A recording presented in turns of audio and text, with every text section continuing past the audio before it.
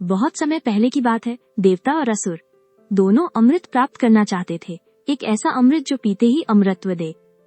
अब अमृत था कहाँ? वो था पाताल लोक के समुद्र में, जिसे कहते हैं क्षीर सागर। देवताओं के गुरु बृहस्पति और असुरों के गुरु शुक्राचार्य दोनों ने सहमति से तय किया कि समुद्र का मंथन किया जाएगा और जो कुछ निकलेगा उसमें सभी का हिस्सा होगा। अब आरंभ हुआ महासमुद्र मंथन। मंदराचल पर्वत को मंथन दंड बनाया गया और वासुकी नाग को रस्सी।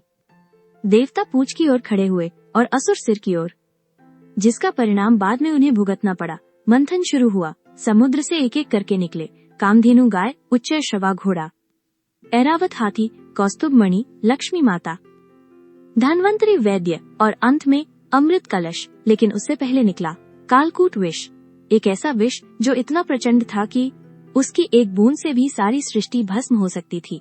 जैसे ही विष निकला, चारों ओर हाहाकार मच गया। देवता भागने लगे, असुर भयभीत हो गए, पृथ्वी जल वायु सब विषैले हो गए। तब सब देवता, असुर, ऋषि और प्रजाजन भागते हुए पहुँचे कैलाश। शिव जी ध्यान में लीन थे, लेकिन भक्तों की पुकार उन्हें जगाने लगी। देवताओं ने करबद्ध प्रार्थना की, हे महादेव, आप संहारक हैं, लेकिन सबसे पहले संकट हरण करने वाले भी हैं। यदि आप ये विष नहीं रोकेंगे तो सृष्टि का अंत निश्चित है। शिव जी ने तुरंत मंथन से निकला सारा कालकूट विष अपने हाथ में लिया।